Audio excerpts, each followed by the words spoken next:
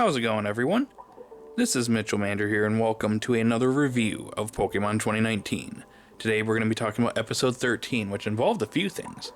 The Dreadnought that Dynamaxed in the last episode is here, and Ash and Go to face it, but then we get the epic return of Fat Pikachu, and also Ash faces Leon in battle for the first time.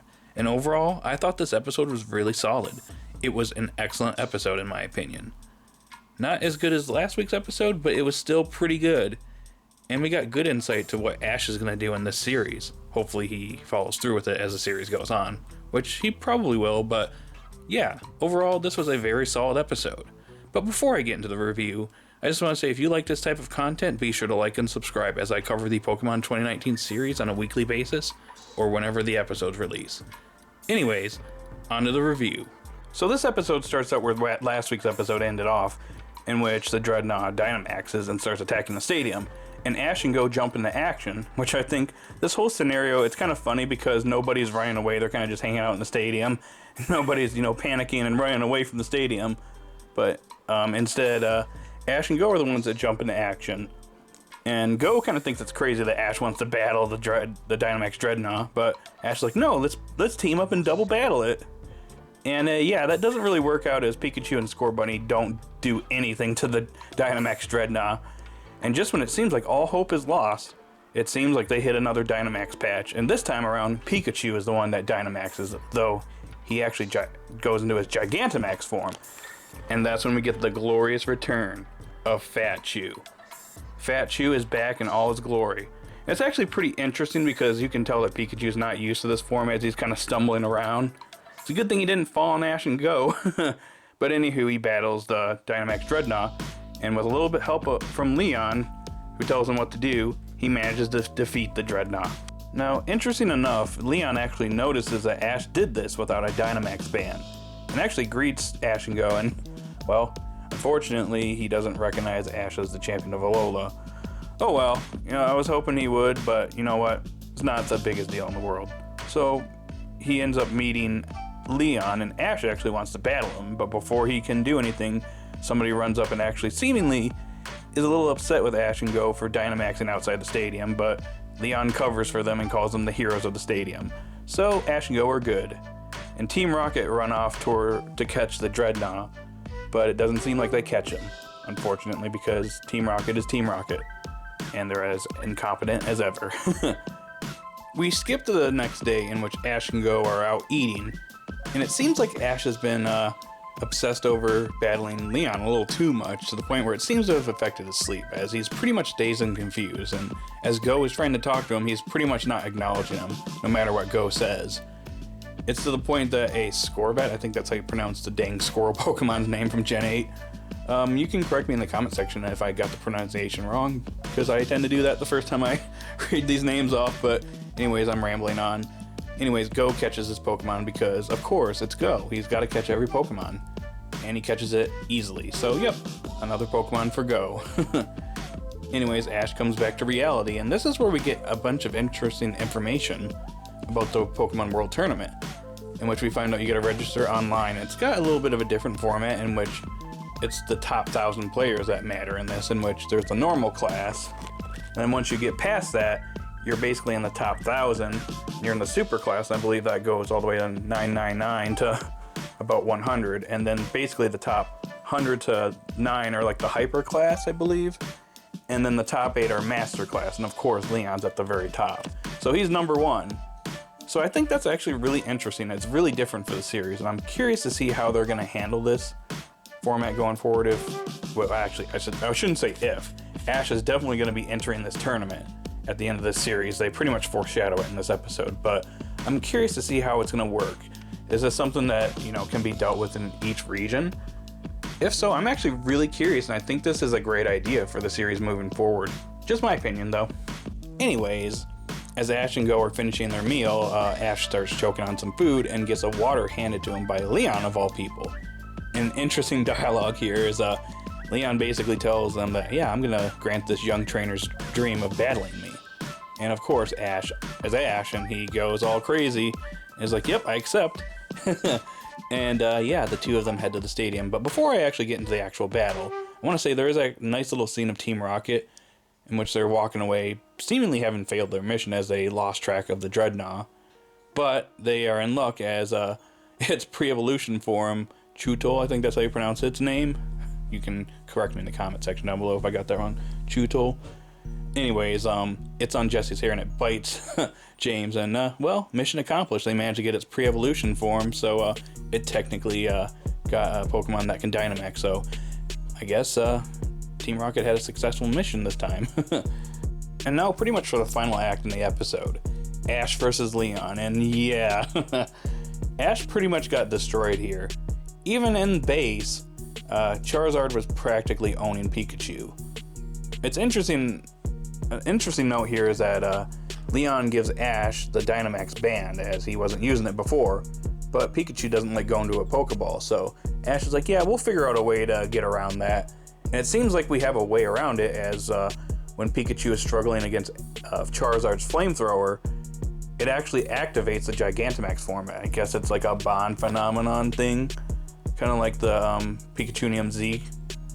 And Pikachu turns into his Gigantamax form.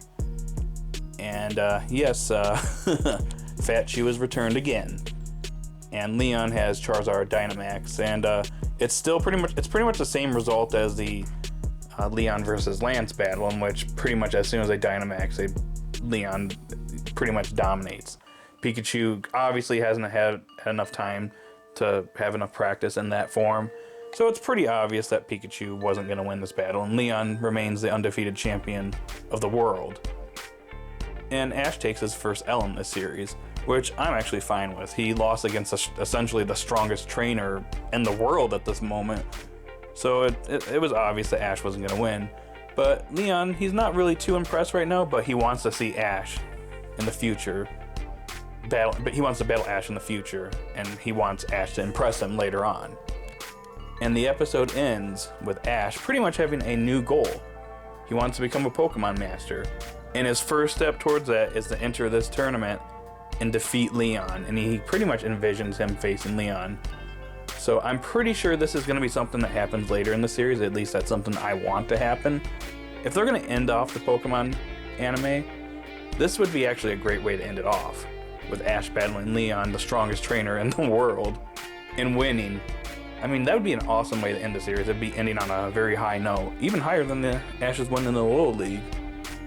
But anyways, I think it's funny that he says this is his first step towards becoming a Pokemon Master. So, Ash, what about the other regions you traveled through and got all the badges? Was that not the first step? How about winning the Little League? Was that not the first step? So, I just thought that was kind of a weird line in the subs. So, yeah, apparently this is Ash's first step towards becoming a Pokemon Master. Interesting, Ash. And that's where the episode ends. Now, while I don't think this episode was quite as good as last week's episode, the battles weren't as exciting as Leon versus Lance, which is to be expected, but that's not the point here. What I'm trying to get at is that this episode just shows how much potential the Pokemon 2019 series has, as the floodgates literally opened up in this episode. There's so much things they can do with this series now. As one of my criticisms I've had in this series is how Ash is being handled. Even though I like the fact that Ash is being shown off as being strong and competent, he's basically showing Go the ropes, as Go is basically a noob, and Ash is the one that's mentoring him and is showing him how he does things, and Go is learning from him. That's good stuff. But when it comes to Ash's goal, his end goal in this series, it felt kind of off, and it felt kind of weird that Ash didn't feel like he was progressing towards his goal of becoming a Pokemon Master, but Go's progressing towards his goal of catching all the Pokemon until he gets to Mew, that is. But I like how this episode pretty much solves that issue by giving Ash a new goal, and a big one at that. And this is great stuff. This is good stuff for Ash to develop more in this series, and essentially more development for Ash himself, as he wants to defeat the strongest trainer in the world, enter the Pokemon World Tournament, and defeat the strongest trainer in the world. That is awesome. And if they decide to end the series off with Ash defeating Leon and essentially becoming the strongest trainer in the world, and maybe giving us a little insight on what a Pokemon Master is, I think the Pokemon anime will be ending on a high note. I'll repeat that again. The Pokemon anime will end on a high note if they do something like this. In addition to an Ash versus Leon match at the end of the series, this Pokemon World Tournament format also has the potential to bring back previous rivals of Ash. And man, that would be so amazing. Like, we already had the possibility of previous companions showing up in this series, but now with this, we now have the potential of previous rivals showing up, and that would be so amazing. Imagine if Ash faces off against Paul, Gary, Gladion, Alon, and even maybe Tobias, and get some redemption against how that battle went in the Sinnoh League. I mean, do you know how amazing that would be? And do you know how much hype that's going to bring to the table? If we're like getting episode scans, and suddenly we get a scan saying that Paul's returning, and he's going to battle against Ash, and he's got a new Pokemon, do you know how much hype that's going to bring to the series? You know how many people are going to be talking about that online? It's going to go viral if something like that happens. This is why this series has so much potential. And this whole format, this Pokemon World Tournament, it's just bringing so much potential to the series. And it could make this series so exciting in the future. I'm actually looking forward to the possibility of this potentially happening, because that would be so awesome. And not only that, besides rivals, we could see Ash go up against previous gym leaders, the gym leaders in Galar. We could see him actually go up against Elite Four members that he hasn't met before. Like, there's just so much they can do here. There's so much they can work with, and I'm very excited to see what they can do, as there's just so much potential here, and I hope they go forward with it, and they just go 100% with that, because this could actually make this series one of the best. It's had a bit of a slow start, but if they do this could end up being one of the best Pokemon series to date. Anyways, that's all I got for this episode review. So overall, this was actually a really good episode. Not as good as last week's episode, but still very good. It's very solid, and it adds a lot of potential for the series of this future going forward.